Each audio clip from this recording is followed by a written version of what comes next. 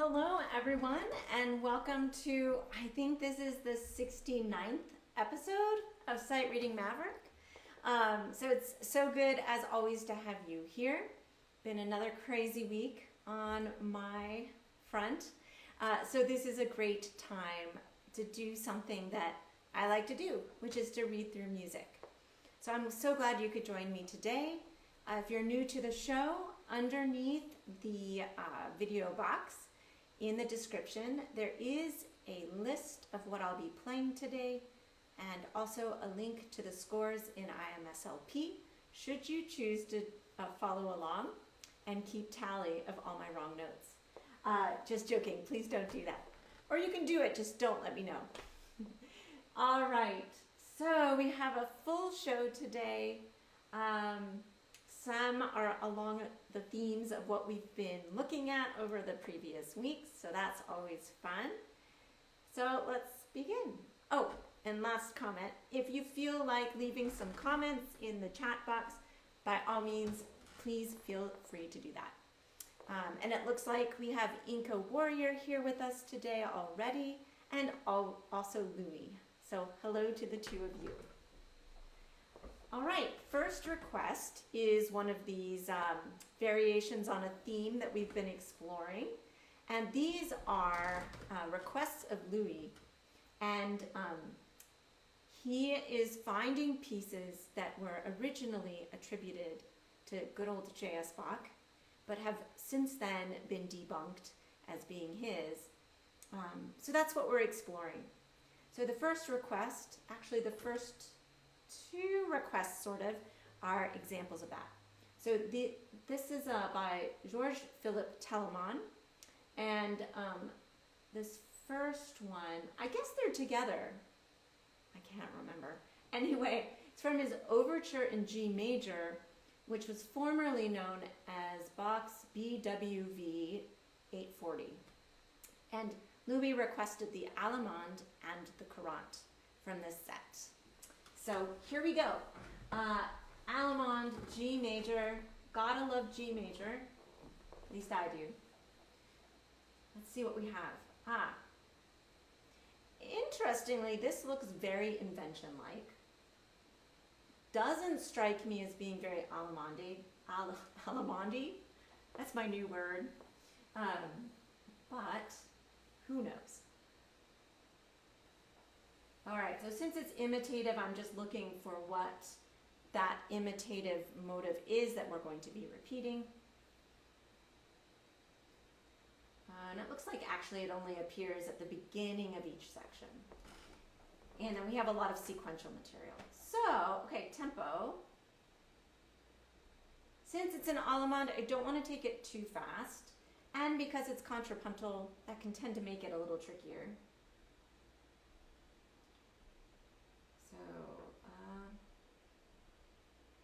And then, so I'm finding the 16th notes that feel good in my fingers. Then I also want to keep in mind the ornamentation.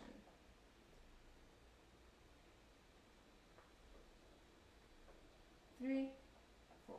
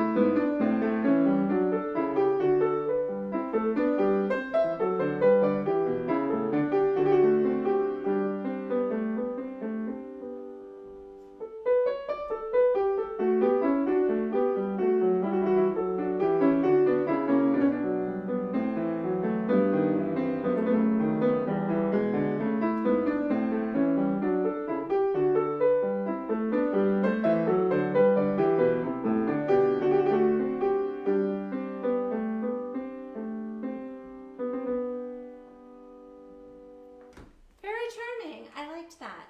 And actually, that was easier to play than I thought it would. Really not very imitative just in the beginnings of those sections. So that was helpful.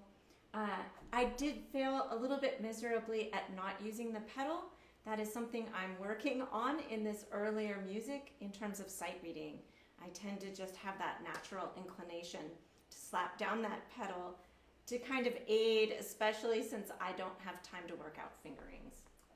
Anyway, all right, Courante in G major is next. I guess that makes sense because I think it's from the same suite. All right, this one doesn't seem to have any ornaments written in, which is interesting. I don't know that I'll be brave enough to come up with my own. We shall see. Eighth notes are the predominant rhythmic value, fastest rhythmic value. So, and Courantes do tend to be a little bit more on the running side.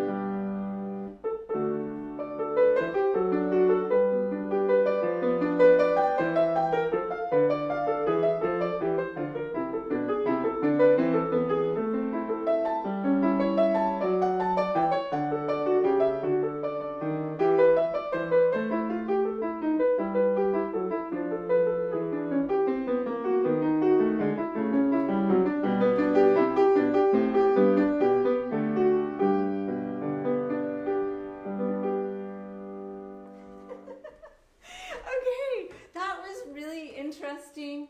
I get a kick out of pieces that seem so straightforward at first, and then a composer will throw in curveballs, and in this period of music, especially those curveballs tend to be these very chromatic lines that all of a sudden get plunked in and just make me go all cross-eyed. But that was a lot of fun, and I enjoyed those. Louis responded, "Thanks, I'm beginning to really like Telemann." I agree. I really love this period of music anyway, for the most part. And I find his music very charming and a delight to play. So I'm glad you're requesting them, Louis. Who else is with us? We have somebody new that I don't know from Pretoria, South Africa. So welcome to the show. All right, next is another request that Louis made. And there's a couple of them that I'll sprinkle throughout the first part of this program. The first one is the Bohemian Dance, and then also the Polka by Johann Strauss Sr.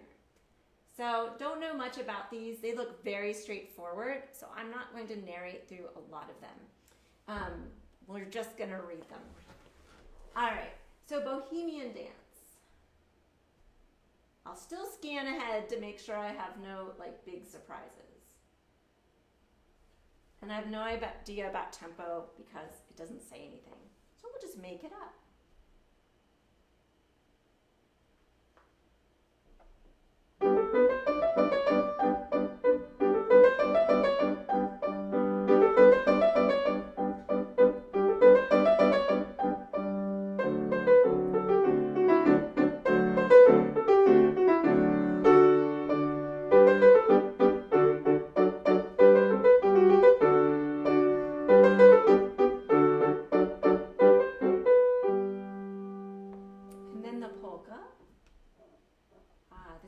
a little ornamentation.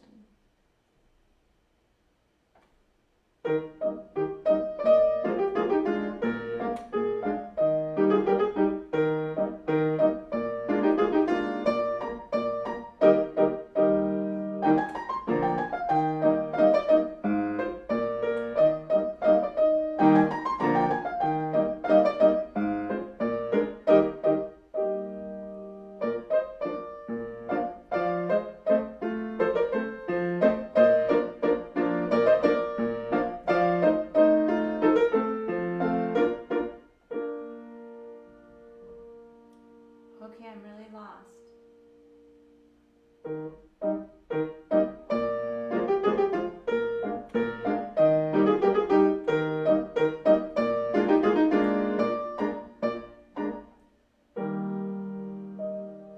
Yeah, I'm really confused about the order of everything. So I'm just going to stop.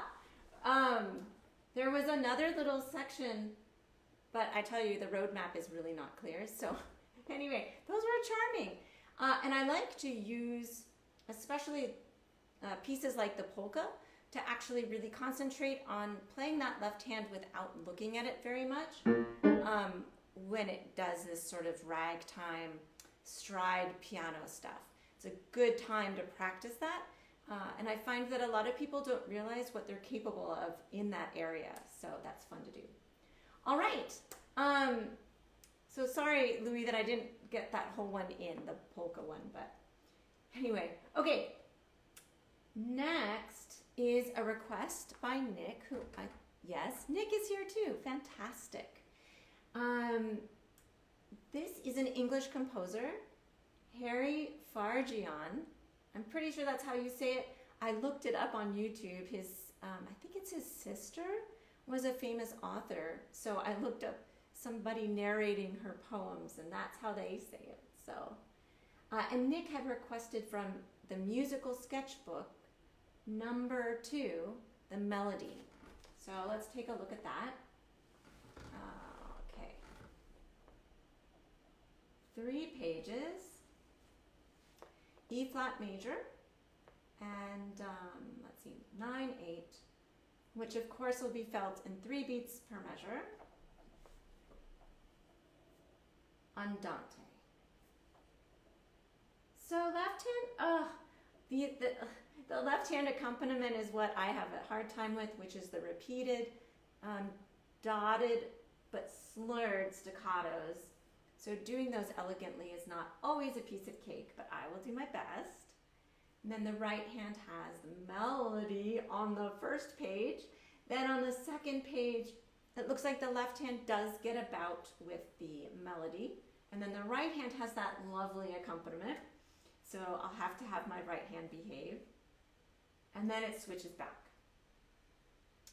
Doesn't look like too many things that are terribly surprising. There are some accidentals. It looks like we're going to go into a flat major for a little bit. But other than that, looks straightforward. So tempo, let's see. Nothing faster than the 8th note.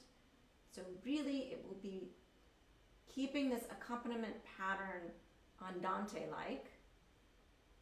And then also figuring out a good tempo for this melody.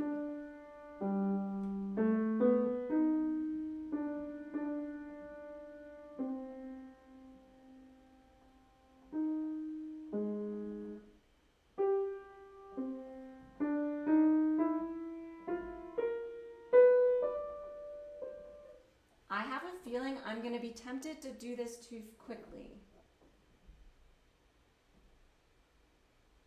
So we'll see.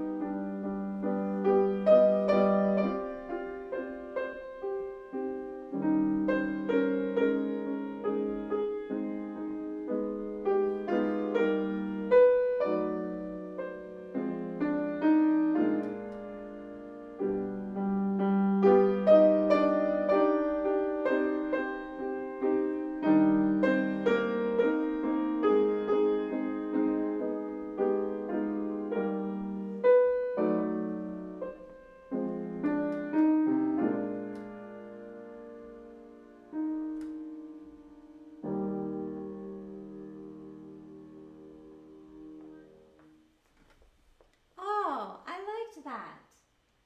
That had some really lovely chord progressions in there, and actually the accompaniment wasn't quite as difficult as I thought it would be, although I don't know. Anyway, not quite sure. I would have to perfect that one a little bit to my satisfaction, but that was lovely. So thank you, Nick, for requesting that. And the thought that occurred to me while I was doing that one is that with a slower movement, I sometimes find it a little bit more challenging to be able to predict what's coming next and to look ahead, because everything flows a little bit more slowly. And I don't know. Anyway, I just found it a little harder to predict, and I felt like I had to really look farther ahead to get a sense of what was coming so that musically I could make some good decisions. Anyway, let's see. Inca Warrior says he's also falling in love with Telemann's keyboard music. If nothing else, if that's what the show does, brilliant. I'm so happy. And Nick said, nicely read. Although he never anticipated it that slowly. Oh, well, okay, interesting. I tend to play it or a little bit faster than you anticipate, so I erred on the other side this time. All right, next is another Strauss Senior piece, and this is a piece called, it's the strangest title I've ever heard. No, nothing in the world is quite like a ball. So, what a creative title. I'm not quite sure. Now, I do want to look and make sure I see if there's a weird road map to follow. Doesn't look like it. So this looks like your basic waltz. So no harmonic surprises unless I create them. I do see at the end it says con 8 VA, so with an octave, but I probably won't do that. Or maybe I will. I don't know. Let's take it a little brightly. It says Allegretto vivace.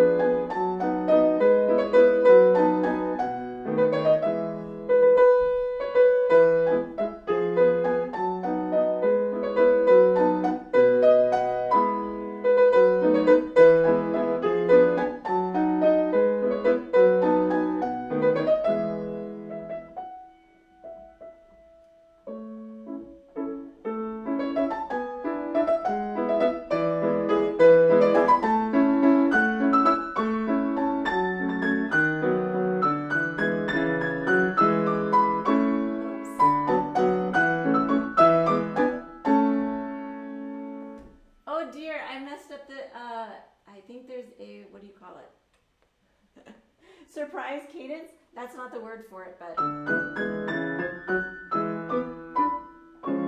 there we go. Well, that was quite delightful. And a fun challenge with a piece like that is not as complicated harmonically to sight read is I like to see how much I can play around with tempo and dynamics and subito dynamics. Because since it's easier, I can use a lot of my brain power to figure some of that stuff out. So that was fun. All right, and it looks like our new guest, I don't know how to pronounce your name, DeWald is what I'm guessing. He says that was light and uplifting, so I'm glad you found that to be the case. All right, thank you, Louis. Next on the program, time is flitting by. going to play, and I haven't done this in a while, but I offered a long time ago for new composers, especially student composers, if they wanted me to try to read one of their new compositions on the show, that I would be happy to do that if I thought it was something I could do on the show. And I got one of those requests this week from a graduate from the school where I teach, Terrance. And so he sent me this week a brand new piece. There's really not even many dynamics in here yet, but it's called A Touch from Within. And I largely offered to start doing this for people because I feel it's important. A lot of times composers, you can stick it into a computer program and have the MIDI play it back, but that doesn't necessarily tell you how somebody real, like myself, would interpret what's on the page. So that's why I'm doing this. And it's a fun challenge. So A Touch from Within, again, this is brand spanking new. And I just saw his metronome indication is a dotted quarter note equals 61, not 62 or 60, but 61. So Terrance, if you're watching, I don't know if I'm going to hit the nail on the head there, but okay. So a feeling of this in 1, even though it's in 3/8. And then it goes into an adagio in the middle. 5 flats, that's kind of scary.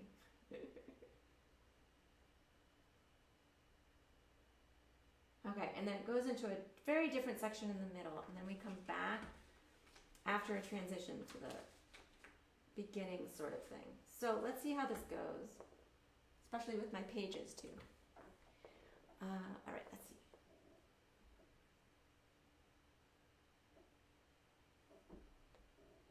Oh, there are 16ths.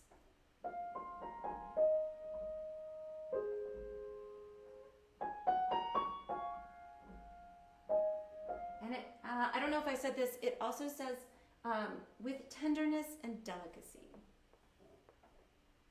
So I want those 16ths to be that way if possible.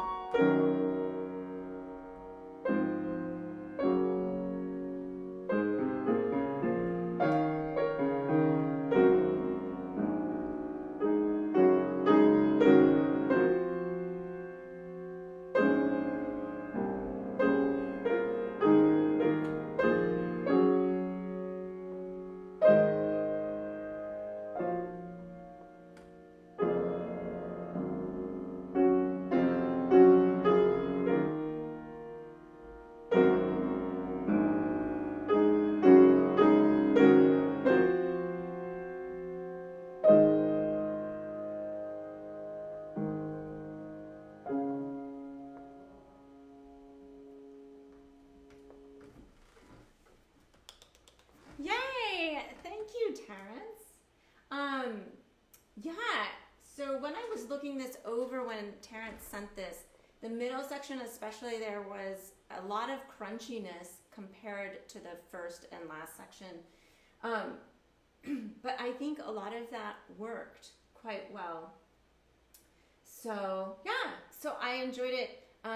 There are a couple of things I might message you about Terrance about that, but that was really great. And I'm sorry that there was one really blatantly wrong note in there. I think it was a flat of some sort that I just kind of chose not to do.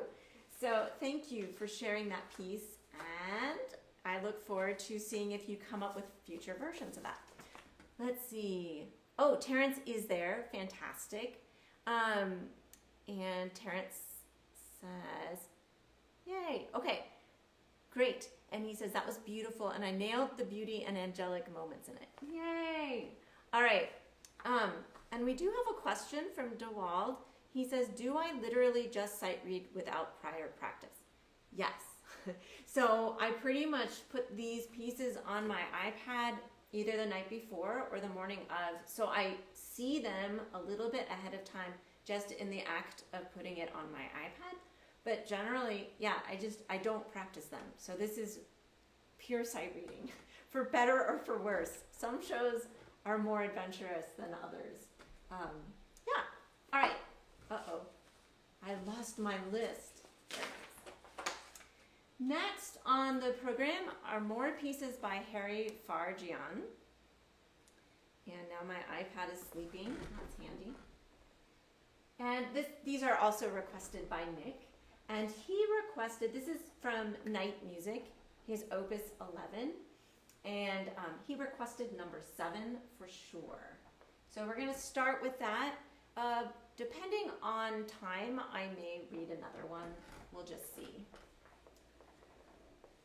Okay, at parting. Now I'm nervous about tempo. Except I'm always nervous about tempo. All right. 5 flats, that seems to be the theme of today. 4/4, andante molto espressivo, sempre cantabile, which in my book gives me free rein to do it on the slower side. Okay. Now, one thing that jumps out at me here is that at the bottom of the page, in the left hand, there's all these grace notes. Grace notes sometimes freak me out when I'm sight reading. So I want to look at those. Oh, not only are there grace notes, but it's within this left hand jumpy thing. So I'm going to look at this for a sec to figure out how to do it. Okay, so I know that I'm going to jump up instead of using my thumb so that my hand is there for the grace note. And then the next measure. Same thing, but I'll take this tenor line in the right hand. I think, we'll see, but that's my plan. Left hand is mostly accompanimental, melody in the right hand. Then we get into the middle section. There is a largamente section et appassionato, so that'll be fun. Looks a little denser, but as I look, the hands are basically, if not completely doubled. So they're just copying each other. Then it goes back to the original material? No. goes back to earlier material.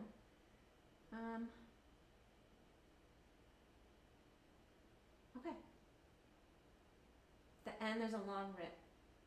Looks a little bit more chromatic at the end, so I'll have to stay on my toes. All right, tempo. Eighth notes only. But there's this syncopated accompaniment, so that'll kind of determine. So let's hypothesize this is what I want.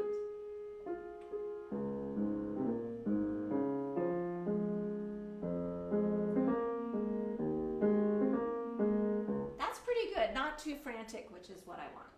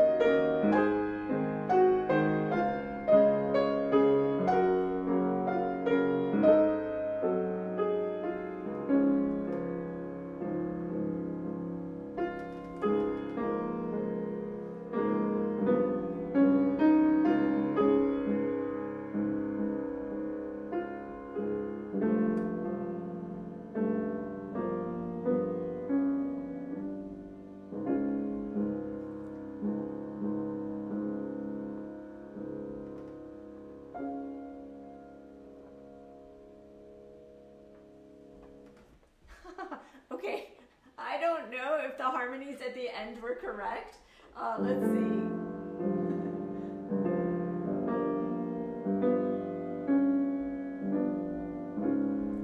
I have no idea if that's what I did. That's what it should be. Nick, I just can't win with you. This time he says that was slightly faster than he anticipated, but that's okay. I definitely know that in the middle section in the Largamente, I totally should have slowed it down more there. Yeah, I don't know. I was caught off guard in the middle, and I think I forgot to sort of get slower in the Largamente because there was harmonically something that surprised me, which was this. My ear wanted to do. So when I saw that it was a G flat and heard it, I just like cringed and didn't get over my cringe in time for the Largamente. So I know, excuses, right? Let's see. DeWalt said he thought that was a lovely piece. Yay! I did too. So I'm going to go ahead and read, yeah, might as well. One more of, oh, Nick, I wish I had asked you which one to read. I don't know.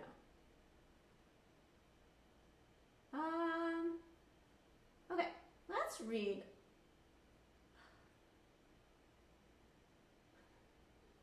Let's read the first one. Why not? In the Moonlight. And now that we're towards the end of the show, I'm not going to do a lot of narrating as to what I'm seeing in the music. I'm just going to go for it, which always creates kind of some extra excitement. All right. At least I'll look at the tempo. Okay.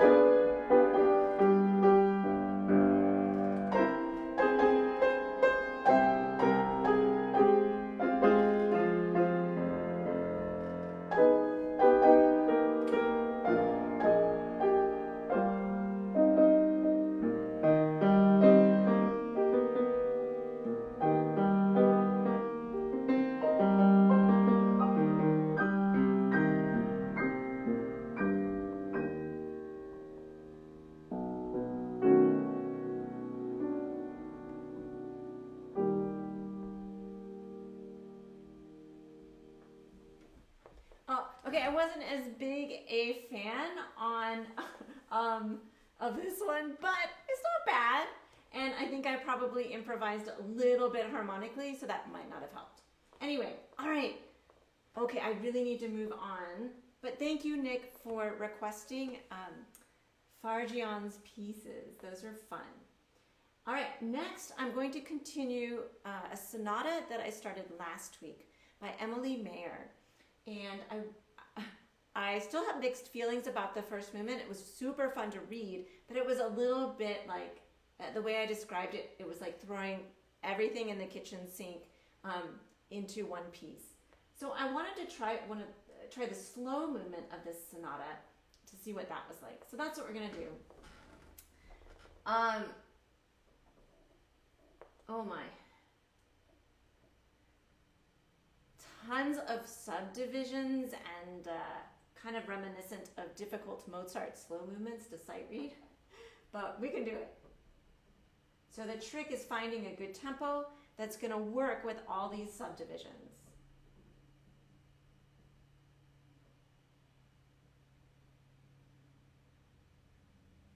And you have to find the fastest one, of course.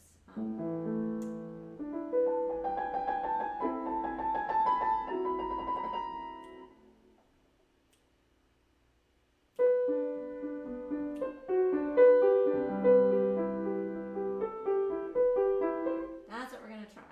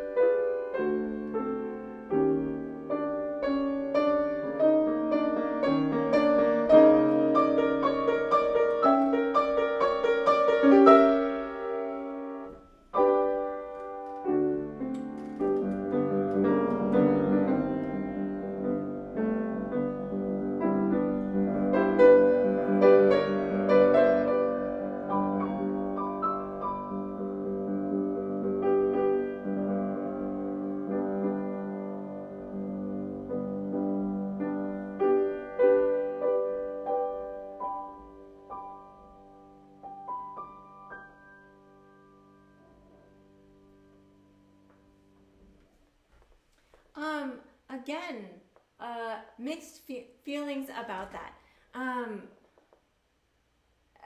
It's similar to the first movement in that she employs so many different things, like every subdivision in the book. And yeah, but there are a lot of nice things about it. So I'm sort of on the fence. Let's see what other people say. Inca Warrior said, I really like her ideas, but I do think she tries too hard. That's kind of what I'm thinking too. But I don't know, it's still kind of fun. So I think I may as well try. We have 9 minutes left. How long is this last movement? Oh, it's quite long. So I think we'll do a hang on to your hat closer here. My guess, since we are finding that she likes to do everything under the sun, is that this might be crazy and I might really regret reading this last movement. But heck, why not? All right, so again, I'm not gonna preview it too much here.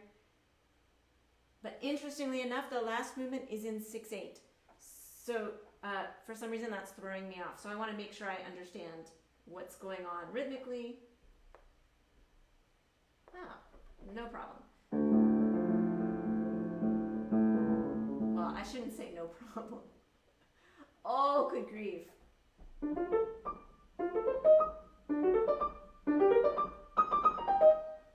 Okay, so I cannot take it too fast. Or I can, but...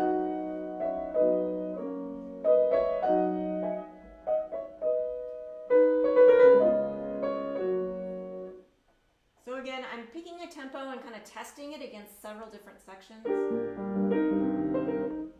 All right, no more talking.